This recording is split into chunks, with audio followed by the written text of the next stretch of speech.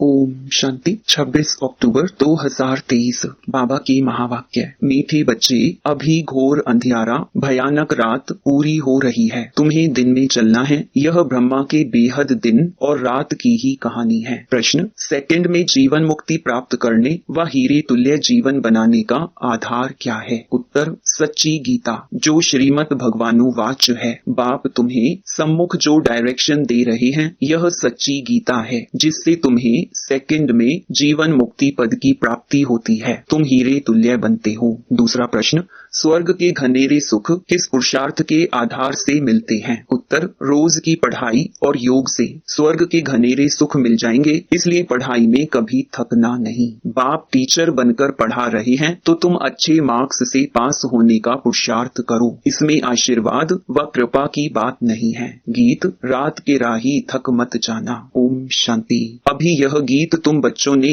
नहीं बनवाए हैं, यह तो फिल्म वालों ने बैठ बनवाए हैं। अर्थ तो कुछ भी समझते नहीं। हर एक बात का यथार्थ अर्थ ना जानने से अनर्थ हो जाता है। गाते हैं, समझते कुछ भी नहीं है। अब तुम बच्चों को श्रीमत मिली हुई है, किसकी? भगवान की। भगवान को ही भक्त नहीं जानते तो उन भक्तों की सदगति कैसे हो सकती है? भक्तों का रक्षक है भगवान। रक्षा मांगते हैं, जरूर कोई दुख है, हमारी रक्षा करो। बहुत गाते हैं, परंतु भगवान कौन है, किससे रक्षा करते हैं, जरा भी नहीं जानते। भक्त अथवा बच्चे अपने बाप को ना जानने कारण कितने दुखी हो पड़े हैं। अभी इनका अर्थ तुम बच्चे समझते हो। अभी है घोर अंधियारी, भयानक रात। आधा कल्प की रात है। कोई भी विद्वान, आचार्य, पंडित नहीं जानते कि रात किसको कहा जाता है। यूं तो यह जानवर भी जानते हैं रात सोने की, दिन जागने का होता है। चिड़ियाएं भी रात को सो जाती हैं, सुबह होते ही उड़ने लगती हैं। वह दिन रात तो कॉमन है। यह ब्रह्मा की बेहद की रात और बेहद का दिन है। बेहद का दिन सतयुग त्रेता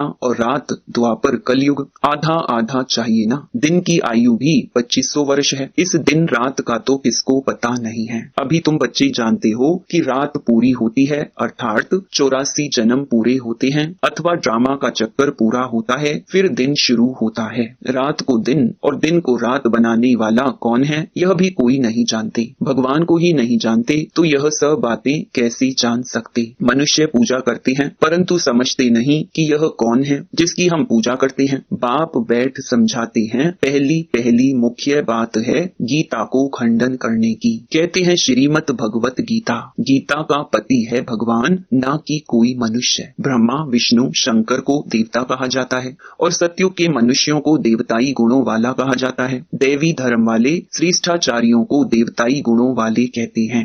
भारत के मनुष्य श्रेष्ठाचारी थे, वही फिर आसुरी गुण वाले बन पड़े हैं। मुख्य धर्म शास्त्र 4 हैं और कोई धर्म शास्त्र है नहीं। अगर हैं तो भी बहुत छोटे छोटे मठ स्थापन किए हैं, जैसे सन्यासियों का मठ, बौद्धियों का मठ। बुद्ध ने बौद्धि धर्म स्थापन किया, वह कहेंगे हमारा फलाना धर्म शास्त्र है। अब भारतवासियों का धर्म शास्त्र है एक, सतयुगी देवी देवता धर्म का शास्त्र है एक। उनको श्रीमद् भगवत गीता कहा जाता है। गीता माता उनका रचयिता है परम पिता परमात्मा। श्री कृष्ण की आत्मा जब 84 जन्म पूरे करती है, तब फिर गीता के भगवान ज्ञान सागर परम पिता परमात्मा से सहज राजयोग और ज्ञान सीख ऊंच पद पाती है। ऐसे ऊंच ते ऊंच धर्म शास्त्र को खंडन कर दिया है, जिस कारण ही भारत कौड़ी तुल्य बना है। यह भी ड्रामा में एकच भूल है जो गीता को खंडन कर दिया है। बाप अब जो सच्ची गीता सुना रहे हैं वह निकलनी चाहिए। सच्ची गीता गवर्नमेंट को छपाना चाहिए। यह है श्रीमद् भगवानुवाच।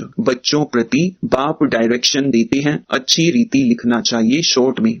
तुम जानते हो सच्ची गीता से सेकंड में जीवन मुक्ति मिल जाती है। बाप का बन बाप से वर्षा लेना है, बीज झाड़ और ड्रामा के चक्र को समझाना है। गाते भी हैं सतयुग आदि सत है भी सत, होसी भी सत। झाड़ को जानना भी सहज है, इनका बीज ऊपर में है। यह वैरायटी धर्मों का झाड़ है, इसमें सब आ गए। बाकी छोटी छोटी टालियां तो अथाह हैं। मठ पंथ बहुत हैं। भारत का आदि सनातन देवी देवता धर्म है वह किसने स्थापन किया? भगवान ने, कोई मनुष्य ने नहीं किया। श्री कृष्ण तो दैवी गुणों वाला मनुष्य था। वह 84 जन्म पूरे कर अब अंतिम जन्म में है। सूर्यवंशी, चंद्रवंशी, वैश्यवंशी बनते बनते कलाएं कम होती जाती हैं। सूर्यवंशी राजधानी जो सतयुग में श्रेष्ठाचारी थी सो कलयुग में अब भ्रष्टाचारी है। अब फिर श्रेष्ठाचारी बन रही है। तुम्हारी बुद्धि में है कि ऊंच ते ऊंच पार्ट किसका होगा, अभी तुम जान गए हो। मुख्य है ही शिवाय नमः, जो उसकी महिमा है वह ब्रह्मा विष्णु शंकर के लिए नहीं गा सकेंगे। प्रेसिडेंट की महिमा प्राइम मिनिस्टर को अथवा और कोई को देंगे क्या? नहीं, अलग अलग टाइटल है ना, सब एक तो नहीं हो सकते। तुम बच्चों को अभी बुद्धि मिली है, तुम जानते हो क्राइस्ट को भी अपना क्रिश्चियन धर्म स्थापन करने का पार्ट मिला हुआ है। आत्मा है तो बिंदी, उस आत्मा में पार्ट भरा हुआ है। क्रिश्चियन धर्म की स्थापना कर फिर पुनर्जन्म लेते पालना करते सतो रजो तमो में आना है। पिछाड़ी में सारा झाड़ जर्जरीभूत होना ही है।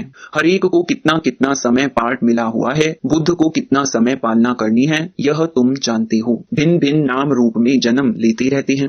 अभी बाबा तुम्हारी कितनी विशाल बुद्धि बनाते हैं, परंतु कोई तो शिव बाबा को याद भी नहीं कर सकते। बेहद का बाप बेहद स्वर्ग का वर्षा देते हैं, यह भी तुम समझा नहीं सकते। बाबा ने बहुत बार समझाया है, आत्मा में अविनाशी पार्ट नुधा हुआ है। एक शरीर छोड़ फिर दूसरा लेना है। कितनी गुहिया बातें हैं समझने की, जो स्कूल में रोज पढ़ते होंगे वही समझेंगे। कोई तो चलते चलते थक जाते हैं, गाते भी हैं, तुम मात पिता हम बालक तेरे। बाप कहते हैं, हम तुमको स्वर्ग के सुख घनेरे देने का पुरुषार्थ करा रहे हैं, तुम थक नहीं जाना। इतनी ऊंच ते ऊंच पढ़ाई पढ़ना तुम छोड़ देते हो। कोई तो पढ़ाई छोड़ फिर विकार में भी चले जाते हैं, जैसे का तैसा बन जाते हैं। चलते चलते गिर पड़ेंगे तो और क्या होगा।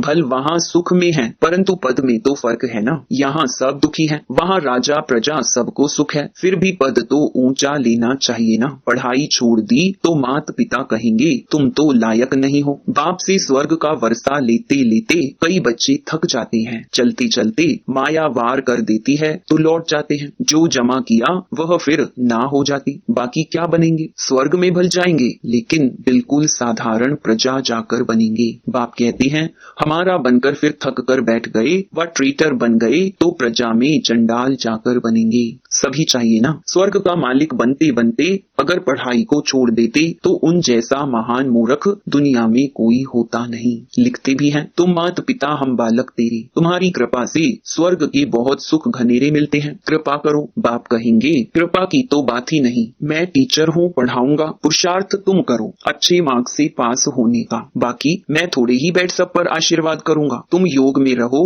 तो ताकत मिलती रहेगी। सभी थोड़े ही गद्दी पर बैठेंगे, एक दो के सिर पर बैठेंगे क्या? तो धर्म मुख्य है ही 4, शास्त्र भी 4 हैं, उनमें मुख्य है गीता, बाकी सब उनके बच्चे हैं। वर्षा तो माता पिता से ही मिलता है। अब बाप सम्मुख समझा रहे हैं, सिर्फ गीता पढ़ने से ही थोड़े ही राजाओं का राजा बन जाएंगे। बाबा ने तो गीता पढ़ी है, परंतु उनसे होता कुछ भी नहीं है। यह सब है भक्ति मार्ग के शास्त्र। तुमको पुरुषार्थ कर 16 कला संपूर्ण बनना है। अभी तो तुम्हारे में कोई कला कोई गुण नहीं रहा है।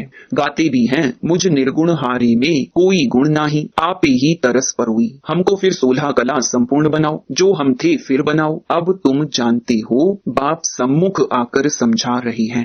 एक निर्गुण संस्था भी बना दी है। निर्गुण निराकार का अर्थ भी नहीं जानते हैं। शिव का तो आकार भी है, जिसका नाम है तो जरूर चीज भी है ना। आत्मा इतनी सूक्ष्म है, उनका भी नाम है। ब्रह्म महतत्व जहाँ आत्माएं निवास करती हैं, वह भी नाम है ना। नाम रूप से न्यारी तो कोई चीज होती नहीं। भगवान को कहते नाम रूप से न्यारा, फिर उनको सर्वव्यापी कह देते हैं। यह कितनी बड़ी भूल है। मनुष्य जब इन बातों को समझे तब तो निश्चय करे, बाबा हमने आपको जाना है, कल्प कल्प आपसे राज्य भाग्य लेते आए हैं, ऐसा निश्चय हो तब पढ़ सकते हैं। यहाँ से बाहर निकलते और भूल जाते हैं। इसलिए पहले पहले तो लिखवा लेना चाहिए। बरोबर शिव बाबा आया है राज योग सिखलाने, लिख कर भी देते फिर पढ़ते नहीं। ब्लड से भी लिख कर देते हैं, पर परंतु आज है नहीं। माया कितनी तीखी है, बाप कितना बैठ समझाते हैं। तुम्हारी विहंग मार्ग की सर्विस तब होगी जब ऐसे ऐसे पत्र लिखेंगे। तुम्हारी शक्ति सेना में भी नंबरवार है, कोई चीफ कमांडर है, कोई कैप्टन है, कोई मेजर्स हैं, कोई सिपाहियों के साथ बोझा उठाने वाले भी हैं, सारी सेना है। बाबा तो पुरुषार्थ कराएंगे ना।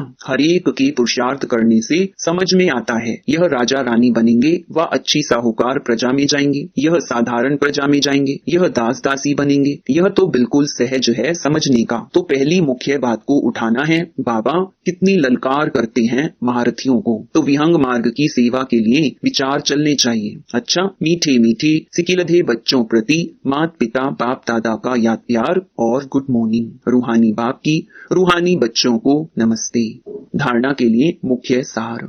पहला, पढ़ाई में थकना नहीं है, ऊंच ते ऊंच पढ़ाई रोज पढ़नी और पढ़ानी है। दूसरा, विहंग मार्ग की सर्विस करने की युक्तियां निकालनी है। योग में रह बाप से ताकत लेनी है, कृपा आशीर्वाद मांगनी नहीं है। वरदान, वरदानों की दिव्य पालना द्वारा सहज और श्रेष्ठ जीवन का अनुभव करने वाले सदा खुश नसीब भव। बाप दादा संगम युग पर सभी बच्चों की 3 संबंधों से पालना करते हैं। बाप के संबंध से वर्षे की स्मृति द्वारा पालना, शिक्षक के संबंध से पढ़ाई की पालना और सतगुरु के संबंध से वरदानों के अनुभूति की पालना एक ही समय पर सबको मिल रही है। इसी दिव्य पालना द्वारा सहज और श्रेष्ठ जीवन का अनुभव करते रहो। मेहनत और मुश्किल शब्द भी समाप्त हो जाए तब कहेंगे खुश नसीब। स्लोगन, बाप के साथ साथ सर्व आत्माओं के स्नेही बनना ही सच्ची सद्भावना है। ओम शांति।